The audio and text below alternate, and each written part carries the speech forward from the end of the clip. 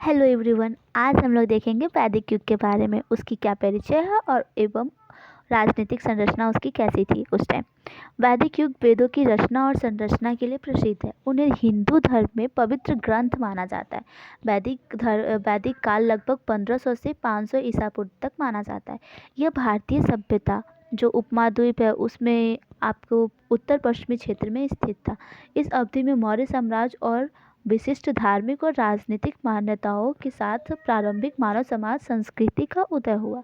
वैदिक युग में 4 प्रमुख वेदों की रचना की गई थी, जिसपे ऋग्वेद, यजुर्वेद, सामवेद, अथर्ववेद माना जाता है और आरण्यक और उपनिषद, वेदांग और ब्राह्मण भी एक इसका भाग माना जाता है, जो कि भारतीय संस्कृति के ज्ञान के महत्वपूर्ण स्रोत माने जाते हैं। इसमें आर्यों की भारत यात्रा का भी उल्लेख मिलता है। वैदिक काल को 2 भागों में बांटा गया है। एक ऋग वैदिक काल जो कि 1500 से 1000 ईसा पूर्व तक है, और उत्तर वैदिक काल जो कि 1000 से 600 ईसा पूर्व तक माना जाता है। ऋग वैदिक काल इसलिए उसको ऋग वैदिक काल कहते हैं क्योंकि इसमें ऋग वेद का संरचना हुआ था, मतलब इस टाइम इस ऋग्वेद का ही संरचना हुआ था।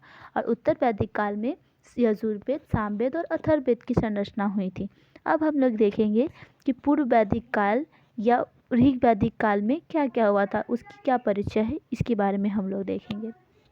इस काल की जानकारी हमें पुरातात्विक साक्ष्य के साथ साथ साहित्यिक साक्ष्य से मिलती है, जिसमें ऋग्वेद प्रमुख है।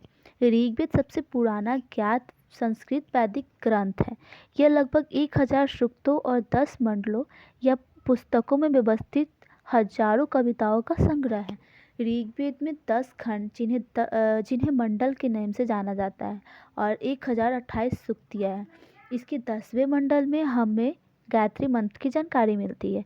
और ऋग्वेद के अनेक छंद आज भी महत्वपूर्ण हिंदू समारोह और प्रार्थनाओं में शामिल किए जाते हैं।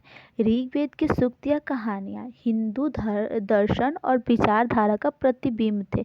उनका उपयोग शादियों और अन्य धार्मिक संस्कारों के दौरान औपचारिक उद्देश्यों के लिए किया जाता था। अब हम लोग देखेंगे कि ऋग्वैदिक कालीन जो राजनीतिक संरचना थी वो कैसी थी, उस टाइम का राजनीति कैसा था, राजा कैसे थे और महिलाएं कैसी थी उस टाइम, उनको क्या क्या अधिकार मिला मिला था, इन सब चीज़ों के बारे में देखेंगे। कबीलों को उस टाइम जन कहा जाता था और इसके जो प्रमुख होते थे उनको राजन कहा जाता था। राजन मतलब राजा। तो उस टाइम जो वो हेड होते थे उनको राजन कहा जाता था, और ये जो राजन होते थे अर्थात राजा, उनका पद वंशानुगत होता था। मतलब सॉरी, वंशानुगत ना होकर के ऐसे होते थे कि कोई विशेष लोगों के समूह के द्वारा उनको चुना जाता था। उनका पद वंशानुगत ना होता था। ठीक है। राजन जो होता था वो युद्ध नेता होता था और जनता का रक्षक होता था, मतलब जनता को प्रोटेक्ट करने वाला, उसको कोई प्रॉब्लम ना हो उनसे उनको संरक्षित करने वाला। महिलाएं समितिगण की सदस्य होती थी। मतलब इससे पता चलता है कि जो महिलाएं होती थी वो भी राजनीति में बढ़ चढ़ के हिस्सा लेती थी। जन सबसे बड़ी राजनीतिक और प्रशासनिक इकाई होती थी। एक ग्राम कई घरों के लिए एक सामूहिक शब्द है, यानी कि जो ग्राम है वो बहुत सारे घरों को मिला करके उनका जो सामूहिक शब्द है उनको ग्राम कहते थे।